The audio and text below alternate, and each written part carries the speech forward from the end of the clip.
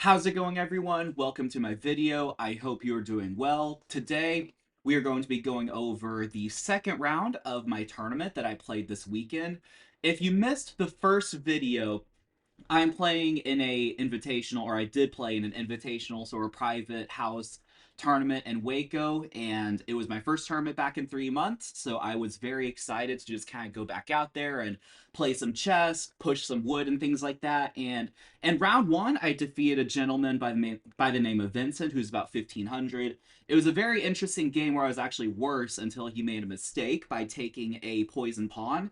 And in round two, I'm paired against Scott Cooper, who might watch this video, not exactly sure. I have commentated one of his matches before, and I think he enjoyed it, so shout out to you, Scott. Scott is 1504, and you might be wondering, well, Daniel, you won the first round. Why aren't you playing someone higher rated the second round? Well, in the first round, uh, the top two seeds who were over 1900 each lost round one. So that kind of like shook things up as far as the tournament goes. And to try to avoid spoilers, I'm not going to talk about like the final results necessarily. Although again, they are on the internet. You could just look up my US chess profile and just find out how I did. But for the sake of the video, we are just going to be talking about the game. In round two, I'm playing against Scott Cooper with the white pieces. Scott is someone whom I have faced a lot. When I was a little younger, like a few years ago, when I first started playing him, he actually had a winning record against me, but then I've been able to win some games against him. But he is a very, I guess you could say, he's a very interesting player for sure. Very crazy moves, ideas, and things like that. But sometimes they're just pure genius. And he also, I think, has a good ability, if needed, to kind of like take games down to the end game and draw them if needed. So I thought that was pretty interesting. And here I decided to play knight f3. As many of you would know, my opening choice is mostly d4 as white, but I've been playing a lot of knight f3 because it's quite simply a lot more flexible. I could play like a g3, well, not g4, g3 bishop g2 setup. I could play c4. There's options of like playing b3, even going back to d4, depending on the particular variation. So I like knight f3 for the flexibility. I think the downside is that black could kind of get their own control of the center if they wanted to. It can be very solid, but I quite like the move knight f3. My opponent played d5. I decided to go g3, going into a mainline King's Indian attack, knight f6, bishop g2. Here my opponent played bishop g4, which is understandable because he probably wants to play e6 and make sure that the bishop is outside the pawn chain. And in this position, see, this position I really don't necessarily know the theory. I mainly know the ideas. I did see there was one idea when I was like looking at this opening before the tournament to where if the bishop goes to g4, it's a good idea to play h3. And I believe the reason is it kind of prevents like queen d7 stuff and trying to trade off the bishop. Now here h3 is not necessarily the best move. The theoretical move is castle. The computer move is apparently knight e5, which I mean, go figure, right? You just attack the bishop. But in this position, I decided to go h3.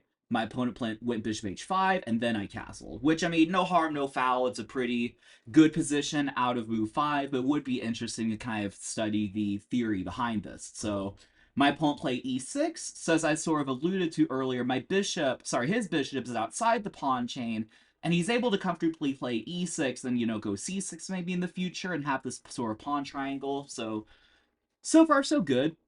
I decided to play c4, and here my opponent played bishop d6, which is a move that I'm not actually a big fan of. First of all, I'll mention that after c4, the idea obviously is that I'm pressuring the center. If black were to take, then I have a myriad of options. The best one is apparently b3, which is interesting. It just gambits the pawn completely. But I have other options. I could play knight e5, I could play queen a4 check. Sometimes it is a little bit trepidating to just put the pawn on c4 because, oh, what if they just capture it? But most of the time, capturing the pawn just doesn't really work. Us Queen's Gambit players know that capturing the pawn, if black doesn't know what they're doing, it can have consequences for sure. So after c4, I was not afraid of my opponent taking. So my opponent played bishop d6. And the reason bishop d6 is not the greatest move, I mean, there are a couple reasons, but the bishop actually sort of belongs on e7. It's a little bit misplaced on d6. You're not really targeting anything. Like, there's not necessarily a weak point that you can sort of, like, begin to pretend that you're attacking. And also the bishop, like if I ever get d4 c5 in, could be vulnerable. Now, I'd have to be careful about playing d4 c5 because that does kind of fix my pawn structure, but the bishop on d6 is not the greatest place. The best move is actually go c6, and we'll kind of see that reason come into play with the move that I should have played here, which is queen b3. Now, I did not play queen b3 in the game, but the reason why queen b3 is the best move is because I attack b7. But if he had a pawn on c6 and I went queen b3, he could easily defend with a move like queen b6. And you see this as a very common theme, especially in these Slav structures, where queen queen goes to b3, queen challenges with queen b6. So I think actually the more I look at it, the main reason why bishop d6 is a mistake, besides just the placement, is that now he no longer has queen b6. I played b3 in this position, by the way, which is not the best because I missed queen b3. Had I played queen b3, he'd either have to go like queen c8, which is just kind of embarrassing, or he'd have to play b6, which just kind of like leaves some weaknesses open. Then after b6, I could even just take and go d4, and like he just has like holes all over, and the bishop is all the way on h5 on the other side of the board, not able to plug in the holes, so it would have been a struggle for sure. But I played b3, which while it wasn't the best move because I missed an opportunity, it is very thematic. Just to go bishop b2, and my idea during the game was that, okay, I want to make sure to stop any d4 e5 ideas, d4 and or e5, I guess I should say, by playing b3 and then putting the bishop on b2. So that was sort of my line of thinking there. After b3, my opponent castled. I played bishop b2, just kind of plugging the holes. Whoops. Plugging the holes on the dark squares. Here, my opponent played knight b to d7. All natural. I went d4. And in this position, my opponent really should play a move like knight e4. Knight e4 is what the computer is saying. Just knight e4, go knight f3. It's even saying in some variations, well, obviously c6, you know. I think knight e4, there's variations c5, bishop back to e7. And we also go knight f6, the next move. And black has a very solid position. But I even think if black doesn't really do anything flashy, like just go c6, they're doing totally fine. And again, it's a struggle because now my opponent has a very solid pawn structure in the center, kind of this semi-Slav sort of structure. Now the bishop on d6 might be useful to prepare a potential e5 break, and the bishop could kind of swing back to g6 and have some influence. And you know, if you get like b6, c5, then I mean, black has a lot of ideas, whereas white is kind of out of ideas. The only kind of pawn break that I really have is e4 potentially, but that could be stopped very quickly with knight e4. But even if not, it would take a lot of effort for me to get in this move e4 to strike in the center. So after d4, my opponent played a move that is not the greatest in bishop takes f3. In bishop takes f3, I mean, no offense to Scott, he's a great player and a good friend as well, but bishop takes f3 if I'm black is honestly a move I'd never consider, just because you give up the bishop pair without really a concrete reason for it. Sometimes trading bishop for knight is a good idea, but here I just play bishop takes f3 and I'm doing good. I'm not just saying this because of the eval, although I guess ironically the eval is not great for me. I mean, it's good, but I do have the bishop pair, and once again, I have a clear idea to open the center with e4. Now, I think when Scott was talking to me during the game, or not during the game, after the game, I think he told me he was giving away his bishops to try to just lock things down and just play like a closed position, just very comfortably with the knights, which I understand, but at the same time, like the bishop is just going to be way more valuable on g6. It's going to be better on g6 and leaving my knight there than just trading it. So bishop takes f3, and also it kind of like helps unleash my bishop as well. Now, you know, I guess my knight could move, but he played bishop takes f3, I played bishop takes f3, my opponent plays c6. So he is kind of fulfilling this semi-Slav structure, which is going to be very solid. But now I just have a very clear plan to go knight c3 and e4. And on those moves, I just want to blow open the center and gain some activity. So after c6, I played knight c3, my opponent played queen c7, which maybe question marks a little bit harsh. The only reason why I criticize this move is because I think at first he wanted to aim for bishop takes g3 and then realized there's nothing really to it. So better would have been black should be playing for their own pawn break. Kind of the theme of this game, as I'm realizing, is it kind of been pawn breaks. Because, as I'm sort of telling you, I'm playing for this e4 move. Black should play queen e7 and prepare for e5 themselves. And let's just say I do nothing, which I mean, of course, I wouldn't do, and we could analyze some certain lines. But let's just say I dilly dally, he gets his rook in, I dilly dally once again, then he goes e5. Then it can get very effective because suddenly he has like activity with his knight, and there's pressure on the pawn. The bishop kind of opens up and things like that. So if he can get e5 in, it certainly makes the game very interesting. Once again, after queen e7, the idea to go e5. And that's a pretty common pawn break in these semi-Slav structures, is you put the pawns on c6 and e6, and then there are available breaks of either e5 or c5. So I would definitely say at a certain level, now I'm not necessarily teaching a 500 about pawn breaks, but like over like 1,000 to 1,500 range, I would definitely study pawn breaks and kind of their effect and things like that, because if you're able to utilize them effectively, then it's a really good kind of strategy to have in your back pocket.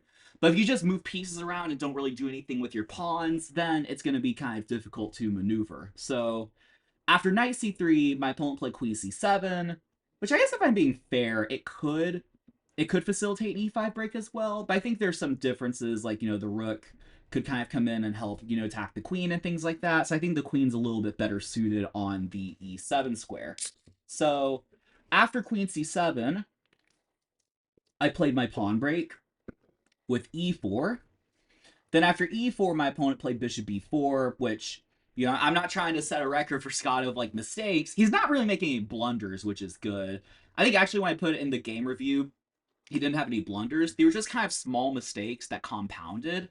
But after e4, and what I told him after the game and he understood, is that you always take. You just always want to take. Because I'm threatening e5, now I'm threatening the fork. But even if he moves the bishop away, I'm still threatening e5, which just places a good pawn on the e5 square. I'm controlling some key squares.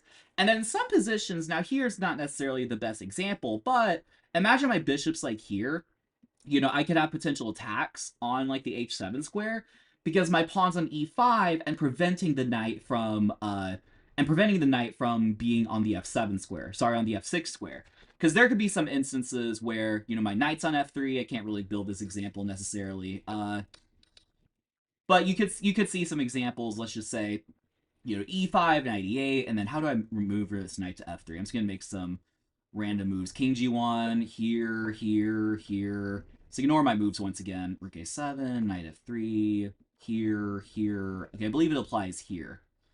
Well, the computer's not saying it. But anyway, there could be some Greek gift sacrifice ideas, for example.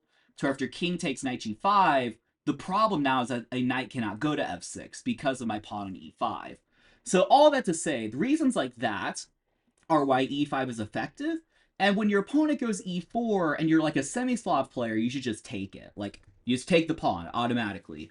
Unless there's something better, of course, but you normally just want to take it. So after bishop b4, I played e5.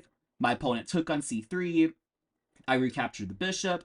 Obviously, I'm not going to consider taking this knight because he would take my bishop, and oops, he's attacking my rook as well and would be up a piece. So after bishop takes c3, my opponent played knight e8, which, is not the greatest. I mean, he probably should have tried knight e4 just for a little bit more activity.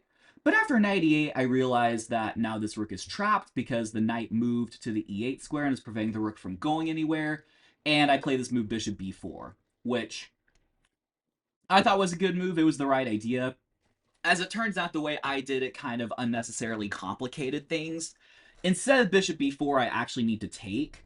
And the reason for that is, in the game variation, I went bishop b4, my opponent plays c5. And okay, I'm still winning, but there's a little bit of complexity with the pawns, right? But if I were to take on d5, see, black has to recapture, because otherwise I'm going to get d6 in. And whichever way he recaptures, bishop b4 is going to be way more effective. Obviously, if c takes, there's no more c5, so I just go bishop b4 and just win the rook outright. Well, it's an exchange, right? So I lose my bishop, but I win in exchange. If he plays e takes, then I go bishop b4, and even if he gets c5 in, then, like, I could take, I could play rook c1. It's just a lot more kind of simplified. It's also, this is also hanging, so there's a lot of opportunities here. Excuse me. I even think bishop takes c5 is just fine. And then knight takes, pawn takes, and then this guy's hanging as well. But, you know, there are other variations. It's easy to, like, look at what the computer says, but on a human level, on a human standpoint, I think c takes, e takes, bishop b4, c5. I think rook c8 makes a lot of sense, though. Sorry, rook c1. At b6, I can just take. And then I can, I mean, I can even, like, take here, maybe. The computer says takes, and then just go queen takes d5. I mean, there's a lot of opportunity. This is a gold mine, right? After bishop b4, I mean, it's not a bad move, but it does make things a little bit unnecessarily complicated because now he plays c5, and after d takes c5, this pawn's hanging, so he's able to take it, and knight takes c5, I take d5, he takes f3, queen takes, and here he plays a5. And this position, I play critical move, being d6, the idea being that obviously I'm attacking the queen, I'm tempoing the queen, but I have a protected pass pawn on the d6 square. So my opponent plays queen c6, I trade queens, and then after bishop c3, knight f6, I just snap the knight off immediately. As I alluded to earlier, you don't always just want to trade bishop for knight. Like, I kind of criticize him for just trading the bishop for the knight with no apparent sort of follow-up, but here it's a little different because I have a winning endgame, I'm up a passed pawn, like, why risk anything with the knight?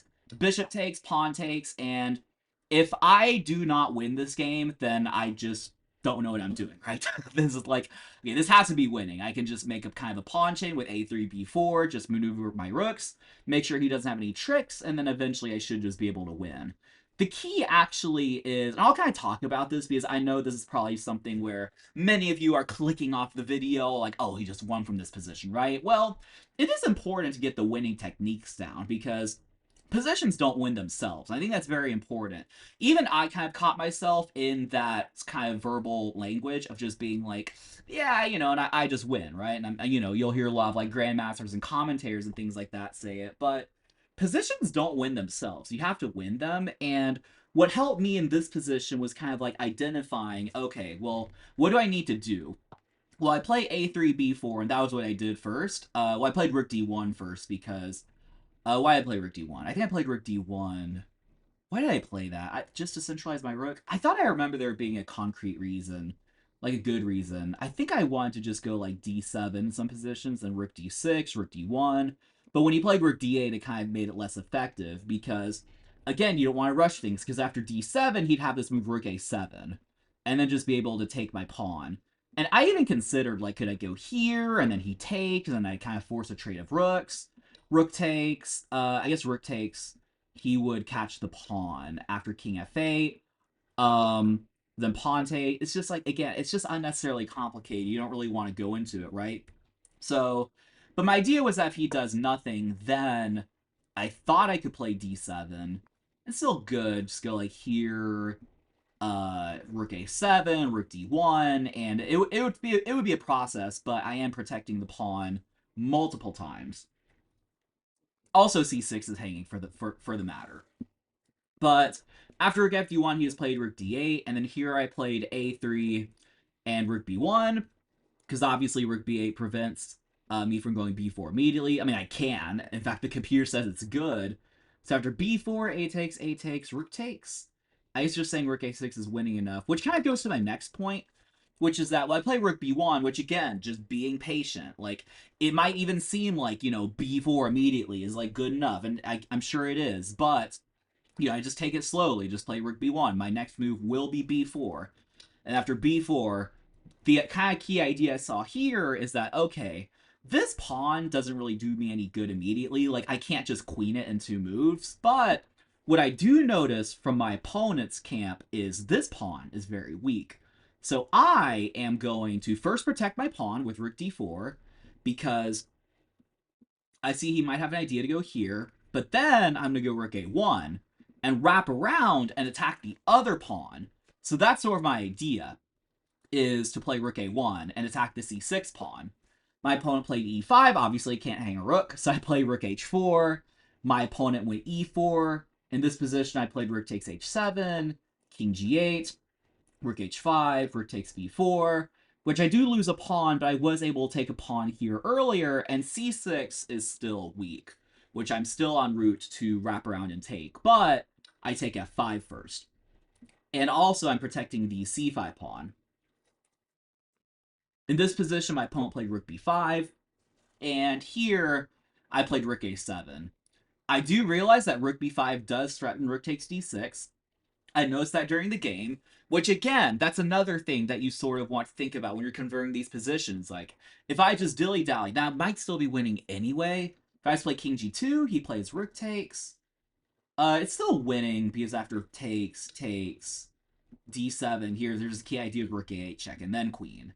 Okay, so not that really matters, but it is still good that I saw this idea of rook takes d6, because sometimes you'll be completely winning, and then your opponent has this like random trick that kind of maybe takes it from like +5 to +1. And it's like, okay, playing a +1 position after just having been +5 is not a fun experience, and probably going to end in a draw. So, but here I recognize that I could just play rook a7, because quite simply, if I think I actually saw the idea of rook takes. I think I saw if rook takes I could play pawn takes and rook a8. So anyway, I mean, it's not exactly dilly-dallying. I also see that I can attack the pawn here. But again, just kind of show you. Rook takes, I just take the rook. And then I can either go rook a8 check first or d7. And his king cannot catch the pawn in time. So he'd have to go rook d5, and then I go rook a8 check. But the other order works as well, to where I go rook a8 check. I'm putting the king in check to where it cannot go closer to the pawn, so he has to go g7. I mean, he could go h7, that doesn't really matter. But then I go d7, and there's no stopping my pawn with the rook protecting it, right? So anyway, after rook a7, my opponent played f6, and in this position, I just went rook c7.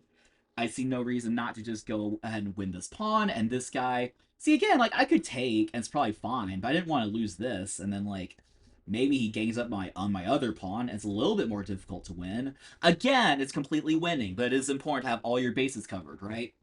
So, after rook c7, then my opponent just tried the rook takes d6 trick, which I think we both knew just didn't work, because then I just played d7, and in this position, my opponent resigned.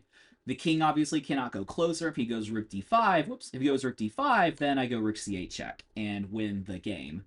All right, so that was my round 2 game out of 4 rounds. There's still 2 more videos to go. So at this point, I'm 2-0 against two 1,500 players. We'll probably get someone tougher in round 3. But at this point, I'm pretty happy to be 2-0. I think especially given my rustiness. It was my first tournament in 3 months, and the tournament 3 months ago, I lost all 3 of my games. So to kind of start on a positive 2-0 note was a very good feeling. I would say, and like, Scott, I imagine, might be watching this, so, just give you some little tips. I think normally you just want to like have a more solid structure, just play like c6 a little early on, and just develop the bishop, develop the knight, and things like that. But I would definitely say, you definitely just keep your bishop pair unless there's a good reason not to, not to do that. And then, just on e4, just always take. Always take. All right. And again, he didn't make any huge blunders. These are just little mistakes that kind of compounded. Well, I hope you enjoyed the video. If you enjoy content like this, tournament recaps, things like that, please feel free to smash that subscribe button, and I will see you in the next video for round 3. Peace.